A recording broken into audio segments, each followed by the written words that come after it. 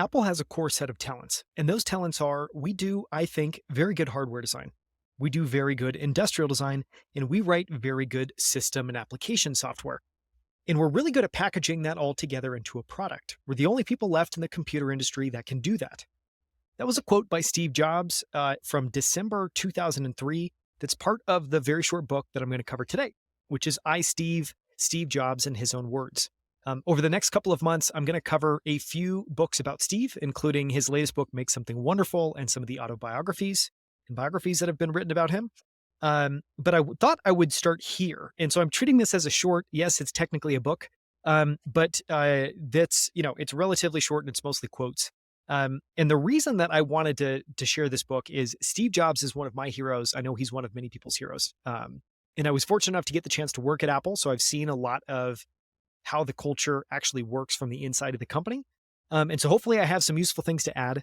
But today, this is mostly just about kind of meditating on Steve's approach at Apple and some of the values that have helped him build such an incredible company. If you're interested in buying the book, there's going to be a link in the show notes below. And you can go and find all of these quotes in a post at outlieracademy.com/Steve Jobs quotes. So you can also find a transcript of this episode. You can listen to it. You can share it at any time. Let's go ahead and jump in. As you'll see, if you're watching the video, I've got a crazy system that I'm using here of a bunch of sticky notes all over the book. I've tried to pick out the best, and these are probably 10% or less of the quotes inside here. So we're going to go across a range of different topics. Let's go ahead and dive in. One of the things that I think most people that study Steve Jobs realize is that he's fanatical about getting the best people. I mean, he's fanatical about recruiting, and he believes that recruiting is the number one job of the CEO. And it's also how great companies are built. And here's a great quote of some of that perspective. All we are is our ideas or people. That's what keeps us going in the morning to hang around these great, bright people. I've always thought that recruiting is the heart and soul of what we do. This is a little bit of an extension, just thinking about recruiting a little bit further. It's not just recruiting. After recruiting, it's then building an environment that makes people feel they are surrounded by equally talented people, and that their work is bigger than they are. The feeling that the work will have tremendous influence and is part of a strong, clear vision, all of those things. Recruiting usually requires more than you alone can do. So I found that collaborative recruiting and having a culture that recruits the A players is the best way. Any interviewee will speak with at least a dozen people in several areas of this company, not just those in the area that he would work in. That way, a lot of our A employees get broad exposure to the company, and by having a company culture that supports them, if they feel strongly enough, the current employees can veto a candidate. So on branding, as I think of it, a huge part of branding is to help you escape competition. We don't stand a chance of advertising with features and benefits and with RAMs and charts and comparisons.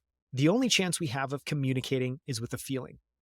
And just to talk a little bit more about this idea of escaping competition, I think one of the things that's really insightful about this quote is, if you think about the computer industry, especially when Apple entered it, the path to ultimate brutal competition was to try to play the game that everyone else was playing, which is, we don't stand a chance of advertising with features, benefits, with RAMs, with charts, with comparisons.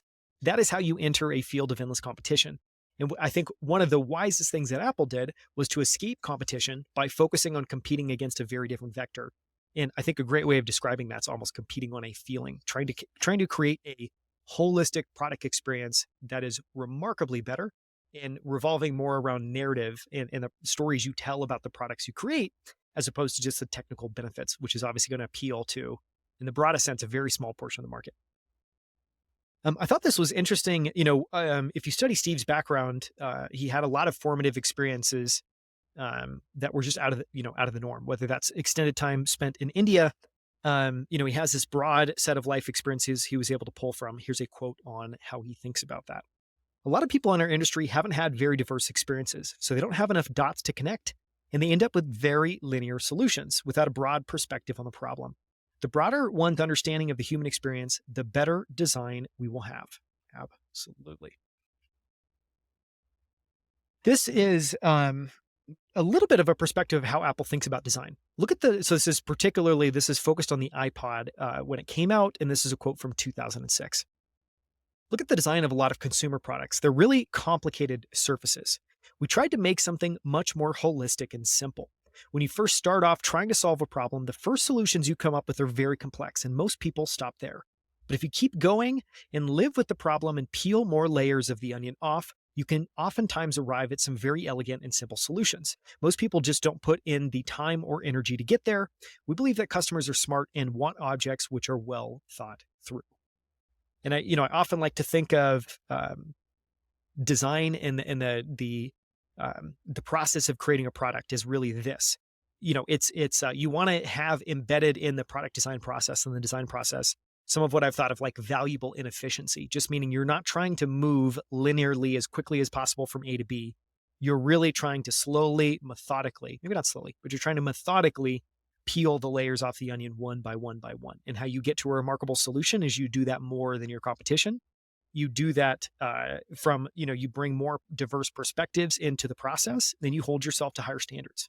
And one of the things I like, just starting out at the top of this quote, look at the design of a lot of consumer products. They're really complicated surfaces. So he's talking about the physical design of the product, the surface of the product. We tried to make something much more holistic and simple. One of the things that you'll learn if you study Johnny Ive is that how he thinks about a product from a product design perspective is that you should know immediately by looking at how it's meant to be held, how it's meant to be touched, how it's meant to be used. And I love that you can tell here that Steve and Johnny have had a lot of conversations, and I think he's picked up this idea that a device should be holistic and simple, but it should also not have a complicated surface, and it should be very intuitive what you're supposed to do with it. It's a quote all about convergence. The place where Apple has been standing for the last 2 decades is exactly where computer technology and the consumer electronic markets are converging. So it's not like we're having to cross the river to go somewhere else. The other side of the river is coming to us. One of the things I liked in this book that's under the radar is a couple of credos. This came from early days at Apple that employees shared on folklore.org. And so these are things way back in the early 1980s that were credos at Apple, things Steve would say, things that the team would say to one another. One is, it's not done until it ships. Another was, the journey is the reward. And then another, and this is coming from a different source. It's actually an interview from 1998, but Steve talking about that one of the mantras was focus and simplicity. And I like this. This is one other idea. One of the things that I think is remarkable and interesting about studying Steve is he had a early formative experience at Apple. He then gets booted, gets forced out of the board, gets forced out of the company. He then goes on this entirely new journey. He ends up acquiring Pixar, leading Pixar. And when he comes back to Apple, he's doing a lot of blending and connecting the dots between what he's learned at Pixar and what they're doing at Apple. And I think this is an instance of that. So it's from 2003. One of the things I learned at Pixar is the technology industries and the content industries do not understand each other. In Silicon Valley and at most technology companies, I swear, most people still think the creative process is a bunch of guys in their early 30s sitting around on an old couch, drinking beer and thinking of jokes. No, they really do. That's how television is made, they think. That's how movies are made. People in Hollywood and the content industries, they think technology is something you just write a check for and buy. They do not understand the creativity element of technology. These are like ships passing in the night. I thought this was interesting because it shows that not only is Jobs famous for reading customer complaints and responding to customers that wrote into him, but I think this is a really interesting example. So this was posted on Apple's website. This was shortly after the introduction of the iPhone. And what happened is they quickly did a price reduction and faced a huge backlash from early customers. And I think what's interesting here is, one, most CEOs I know would not engage. They wouldn't ever engage with the topic, let alone publish something like this publicly. And so I think it's just a remarkable instance of something unique that Steve did as CEO that I think 99.9% of other CEOs would never do. I've received hundreds of emails from iPhone customers who are upset about Apple dropping the price of iPhone by $200 2 months after it went on sale. After reading every one of these emails, I have some observations and conclusions. There is always change and improvement, and there is always someone who bought a product before a particular cutoff date and misses the new price or the new operating system or the new whatever. This is life in the technology lane. If you always wait for the next price cut or to buy a new improved model, you'll never buy any technology products because there is always something better and less expensive on the horizon. Even though we are making the right decision to lower the price of iPhone, even though the technology road is bumpy, we need to do a better job of taking care of our early iPhone customers as we aggressively go after new ones with a lower price. Our early customers trusted us, and we must live up to that trust with our actions in moments like this. Just masterful communication. I mean, very clear. He's clearly acknowledging exactly why people are upset. He's proving that he's done the work. He's stating that he's read every single email, and then he has some observations and conclusions, and he's presenting them as such. He's not, trying to pass off something.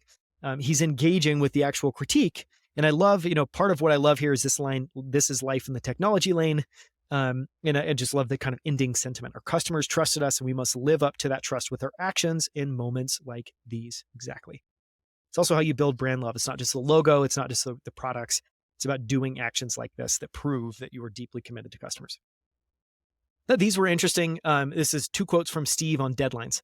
There's no way we're slipping. This is in 1984. It's about the release of the early Mac. No way, there's no way we're slipping. You guys have been working on this stuff for months. Another couple of weeks isn't going to make much of a difference. You may as well get it over with. Just make it as good as you can. You better get back to work. And again, this obsession, this idea that real artists ship and that shipping's or finishing is more important than starting. So apparently one of the early quotes is also from folklore.org, is just "real artists ship." And this is something Jobs would tell his team. This is, I thought this was interesting as Jobs reflecting on death. That's why I think death is the most wonderful invention of life. And I think there's so much wisdom in this. It purges the system of these old models that are obsolete. I think that's one of Apple's challenges, really. When 2 young people walk in with the next thing, are we going to embrace it and say this is fantastic? Or are we willing to drop our models, or are we going to explain it away? I think we'll do better because we're completely aware of it and we make it a priority. So this sense, not only that, death is a wonderful invention, I love that framing, but also, I think this is extremely true. Why is death actually helpful? Because it purges the system of old models that are obsolete. It's a way of constantly revving our collective thinking by making sure that, the latest thinkers are the ones shaping most things. And I just love this idea because I think it's true everywhere. This is true in venture capital. If you're a successful venture capitalist and you've backed an idea, I think one of the reason that there are so few firms and so few people that endure is because what makes you successful at any given moment in time is not what's going to make you successful 5 years in the future or 5 years in the past. You have to constantly be able to see the world truly, embrace new models, and there's a huge amount of risk in that, including dismissing it away. And I love that he frames that up. Quote on decision making. At Apple, there are 10 really important decisions to make every week. It's a transactional company. It's got a lot of new products every month. And if some of these decisions are wrong, maybe you can fix them a few months later. At Pixar, because I'm not directing the movies, there are just a few really important strategic decisions to make every month, maybe even every quarter. But they're really hard to change. Pixar's much slower paced, but you can't change your mind when you go down these paths. And 2 other quotes. This one's on dent in the universe. Being the richest man in the cemetery doesn't matter to me. Going to bed at night saying we've done something wonderful, that's what matters to me. Obviously in that you can hear the echo of the book that Johnny Ives and team ended up publishing called Make Something Wonderful. It's an adage that Steve would always often say. This is about design, and I think the end of this to me just feels like an absolutely incredible definition of design. In most people's vocabularies, design means veneer. It's interior decorating. It's the fabric of the curtains and the sofa. But to me, nothing could be further from the meaning of design. Design is the fundamental soul of a man-made creation that ends up expressing itself in successive outer layers of the product or service. Design is a funny word. Some people think design means how it looks, but of course, if you dig deeper, it's really how it works. The design of the Mac wasn't what it looked like, although that was part of it. Primarily, it was how it worked. To design something really well, you have to get it. You have to really grok what it's all about. It takes a passionate commitment to really thoroughly understand something, chew it up, not just quickly swallow it. Most people don't take the time to do that. This was interesting insight into, one, Steve's perceptiveness of design, and his perceptiveness of style. So this is and I remember this at Apple. Steve drove a Mercedes. It was a Mercedes coupe towards the end of his life at Apple. And so this is obviously some critiques, some thoughts on Mercedes. Look at the Mercedes styling, the proportion of sharp detailing to flowing lines. Over the years, they've made the lines softer, but the details starker. That's what we have to do with the Macintosh. Let's see. This is a quote kind of about ambition, and I think the difference between great and insanely great, and the idea that A lot of people think that there's obviously a difference between good and great, but one of my favorite quotes, I found it very true in my own experiences, is that actually the biggest difference is between something great and something insanely great. It's almost like that last 5 or 10% is where a massive delta is. It's not in the move from 50 to 90% or 50 to 80%. The Lisa people wanted to do something great, and the Mac people wanted to do something insanely great. The difference shows. Your ambition matters, and there's a big difference between great and insanely great. A couple of thoughts on employee and excellence. I thought this one was really interesting. It's all about excellence. People judge you by your performance, so focus on the outcome. Be a yardstick of quality. Some people aren't used to an environment where excellence is expected. This is absolutely true. All the highest performing companies I've ever been a part of had the pleasure to get to work and spend time with their teams. Excellence is expected, and there's a very different environment when that's there. And I just love this idea. It feels like just a wonderful adage that all of us should be repeating in our heads all the time, which is that one of our meta goals is to be the yardstick of quality. Could be the quality of our thought, could be the quality of our actions, should probably be all of those things. I think it's just like a wonderful bar to hold ourselves to. A couple thoughts on focus. People think focus means saying yes to the thing you've got to focus on, but that's not what it means at all. It means saying no to the 100 other good ideas that there are. You have to pick carefully. I'm actually as proud of the things we haven't done as the things we have done. And again, I've often thought to myself, the part of this quote that I remember and rolls around in my mind often is this idea that this is the bar that I want to hold myself to, where I'm as proud of the things I haven't done as the things I have done. I think that's an amazing, very difficult bar to strive for. And some thoughts on, just an extension of that, is this idea that being good at no is just as important as saying yes to the right things. And that's another way I've thought of it about this advice. It's a great encouragement. I think a lot of us, view success as being really good at what we say yes to. But I think another way is, I want to be as good at using the word no and making decisions around what I won't do as to what decisions I will do. Some thoughts on focusing on product. In response to the question, what can we learn from Apple's struggle to innovate during the decade before you return in 1997? Steve said, you need a very product-oriented culture, even in a technology company. Lots of companies have tons of good, great engineers and smart people, but ultimately there needs to be some gravitational force that pulls it all together.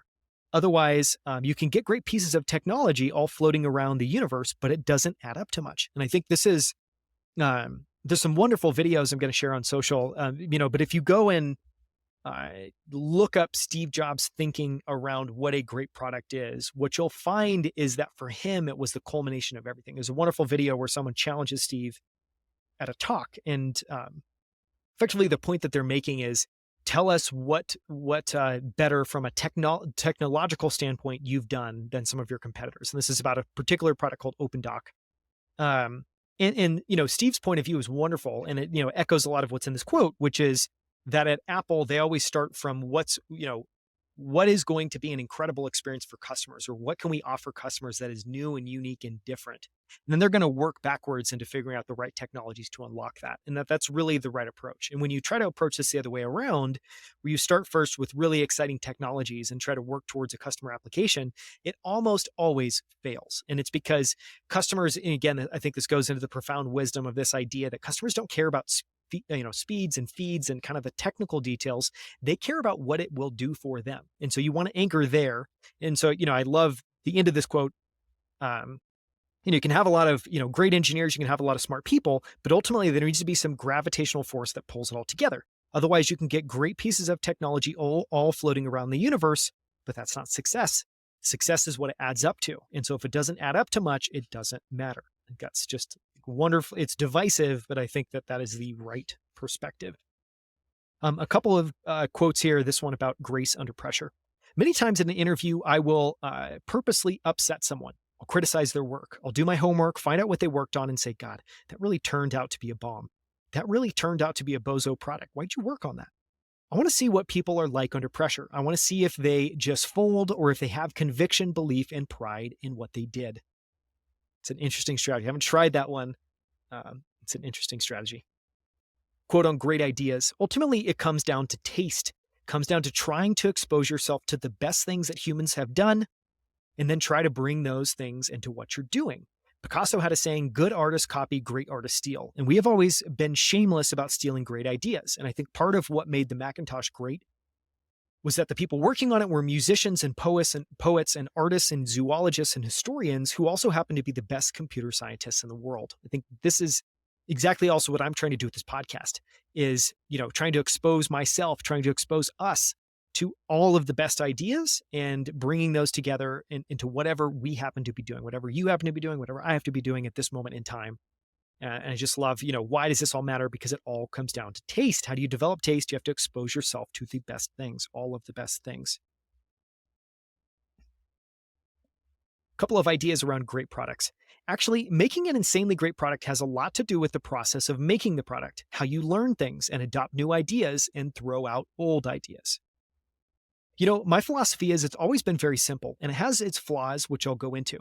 My philosophy is that everything starts with a great product. So, I obviously believed in listening to customers, but customers can't tell you about the next breakthrough that's going to happen next year, going to change the whole industry.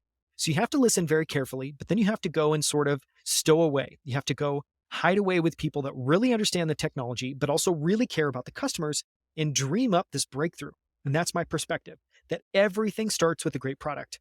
And that has its flaws. I've certainly been accused of not listening to customers enough.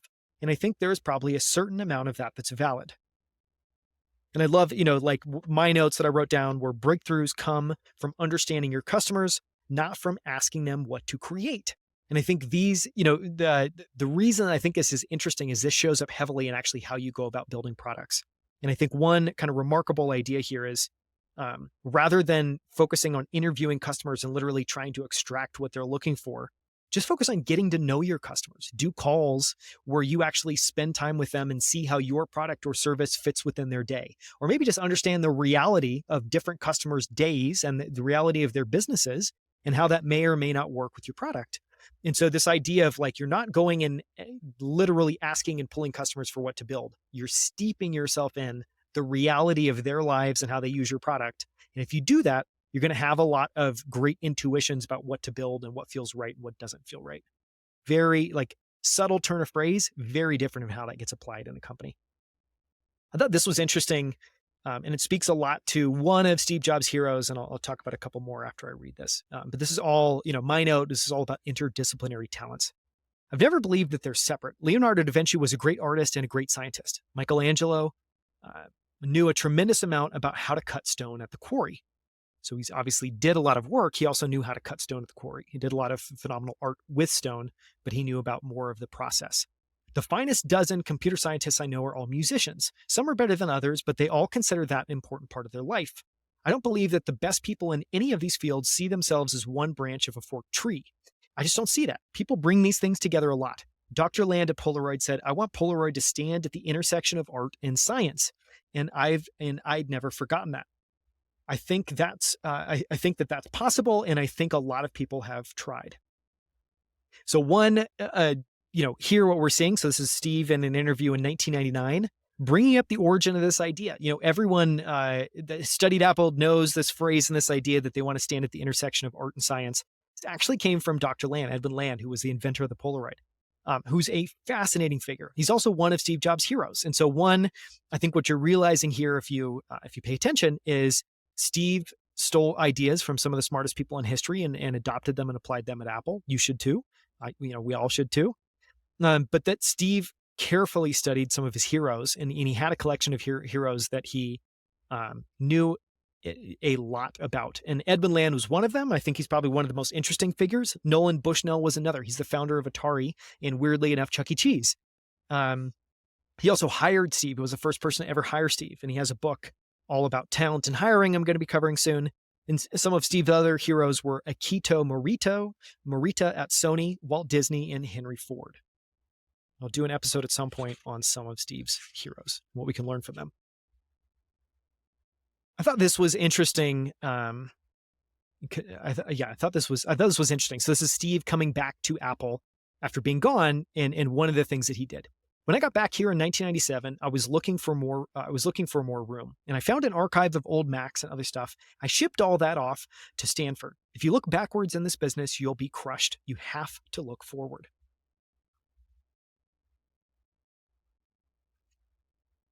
This was an interesting. This is an interesting quote on money, and this rings true. And if you go and study how Apple spends R&D dollars versus most companies that it competes with, you'll notice that Apple spends much less of them and achieves far more. And so I think this is a great push to this idea that you can't compete with incumbents if you have less funding. And I think this is just a great thought in terms of how to think about money in business and where it matters and how it matters. Innovation has nothing to do with how many R&D dollars you have.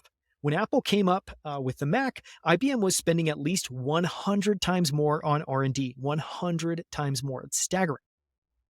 It's not about money. It's about the people you have, how you're led, and how much you get it. Rarely do I find an important product or service in people's lives where you don't have at least two competitors. Apple is positioned beautifully to be that second competitor. Quote on new products. I've said this before, but thought it was worth repeating. It's in Apple's DNA that technology alone is not enough, that it's technology married with liberal arts. Here again, we see this idea from Edwin Land. This is all the way now. So the last one was, I think, is 1997. This is more than a decade later in 2011. Okay, so it's in Apple's DNA that technology alone is not enough, that it's technology married with liberal arts, married with the humanities that yields us the results that make our hearts sing. And nowhere is that more true than in these post-PC devices.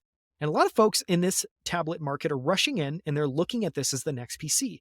The hardware and the software are done by different companies. And they're talking about speeds and feeds just like they did with PCs. We're in a lot of echoes of the past. In our experience, and every bone in our body says that this is not the right approach. That these are post-PC devices that need to be even easier to use than PCs, that need to be even more intuitive than a PC, and where the software and the hardware and the applications need to intertwine in an even more seamless way than they do on the PC. So much wisdom in that, just the way you can see that perspective and how it shows up in iPad and these post-PC devices that Apple has created. A couple thoughts on owning the user experience and why that's important. We're the only company that owns the whole widget, the hardware, the software, and the operating system. We can take responsibility for the user experience. We can do things that the other guys can't do. And I love this, the parts that I underlined here is that they're the only company that have the ambition to own the whole thing. And, I thought this was really interesting phrasing. We can take full responsibility for the user experience, almost an acknowledgement that I think most people see that as a trade-off. And so we're not really going to worry too much about the user experience. We're worried about one piece of this solution. People are going to get other pieces from other people. And just this idea that we're going to take, not only do we have the ambition to own the whole thing and do the whole widget, but we're also going to take full responsibility for the user experience. This on passion, I thought was interesting. People say you have to have a lot of passion for what you're doing, and it's totally true. And the reason is because it's so hard that if you don't, any rational person would give up. It's really hard. And you have to do it over a sustained period of time. So if you don't love it, if you're not having fun doing it, if you don't really love it, you're going to give up. And that's what happens to most people, actually. If you really look at the ones that ended up being successful in the eyes of society and the ones that didn't, oftentimes it's the ones who were successful loved what they did, so they could persevere when it got really tough. And the ones that didn't love it quite, because they're sane, right? Who would want to put up with this stuff if you don't love it?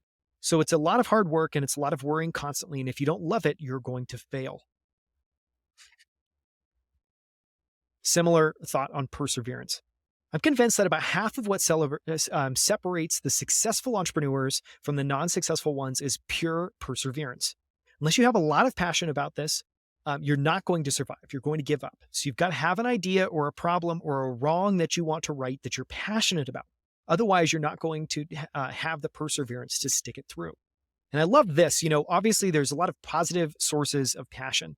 And that's things that you love, problems that you're excited about, ideas that you love and are obsessed about. But there's also a darker side of passion, and this can actually be extremely powerful. And if you look at a lot of successful companies, outlier successes, actually, I think Uber and Travis Kalanick are a wonderful example of this, where really what they're driven by is, sure, there's obviously some positive ambition and passion, but they also have a massive chip on their shoulder. And this idea that, Steve cites here, or a wrong that you want to right that you're passionate about, I think it's interesting to acknowledge that a lot of the best people and companies in history have been more motivated by something wrong that they want to right, as opposed to just positive forms of passion. It's It's a productive form of passion if you use it in the right way, and you should lean into those things if you have them. A thought on quality. We just wanted to build the best thing we could build. When you're a carpenter making a beautiful chest of drawers, you're not going to use a piece of plywood on the back, even though it faces the wall and no one will ever see it. You'll know it's there, so you're going to use a beautiful piece of wood on the back. For you to sleep well at night, the aesthetic, the quality has to be carried all the way through.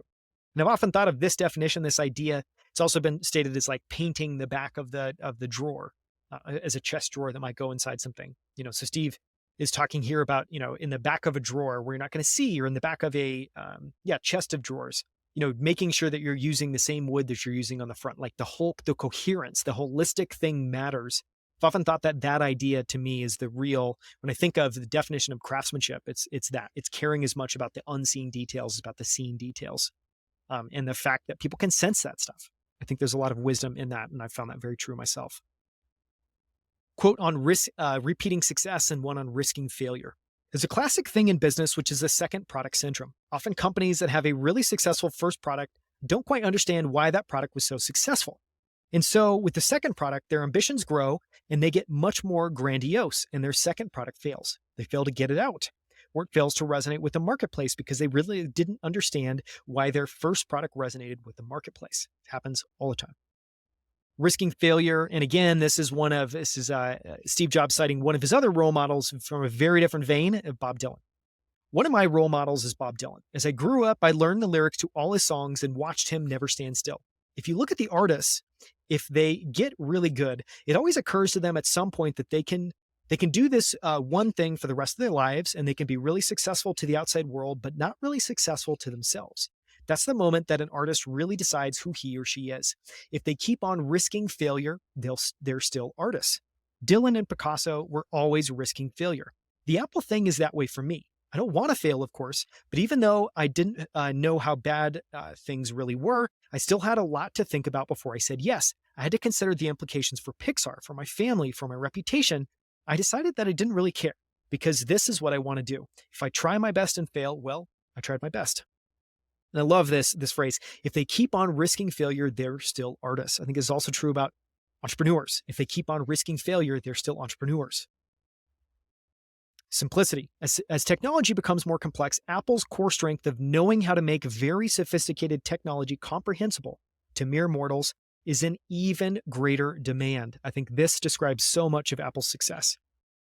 There's a very strong DNA within Apple, and that's about taking state-of-the-art technology and making it easy for people. People who don't want to read manuals, people who live very busy lives.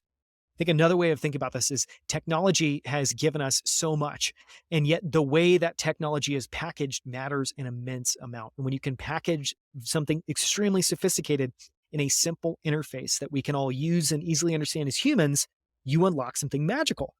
Like a topical thought about this is I think this is actually behind a lot of the success of ChatGPT. It's incredibly powerful technology, and yet the surface area, what you and I interact with, and what that looks like is extraordinarily simple. It's literally a chat box that you are using to go back and forth and interface with this very powerful technology. And I think that just the last thing I will say is that, again, that interface is so important because that is a source of leverage. Like, technology is only useful if you and I can use it. And I think a core insight that Apple had was just that they need to focus on usability and simplicity and understandability, because that's actually how most people will be able to get the benefits of technology. Without that, it doesn't matter. I think to Steve's point, it's wonderful if you have all this fancy technology floating out in the ether. It's what it coheres together as. That is what matters. If the hardware is the brain and the sinew of our products, the software in them is their soul. That was an interesting insight into how Steve thought about the difference between hardware and software, and an interesting insight into why Apple software in many cases is so personified. It has, wonderful motion. It has wonderful sounds. I think a big part of that is this idea. It's the soul. It's the soul of this otherwise, basically glass and metal and, a lot of wires. So this is on Apple during his decade-long absence. The trouble with Apple is it succeeded beyond its wildest dreams. We succeeded so well, we got everyone else to dream the same dream. The rest of the world became just like it. The trouble is the dream didn't evolve. Apple stopped creating. This was interesting. It's another example of, I think, Steve Jobs was very astute in many different areas. And one, it was understanding incentives. And I thought this was a really interesting, subtle thing that he did when he returned to Apple.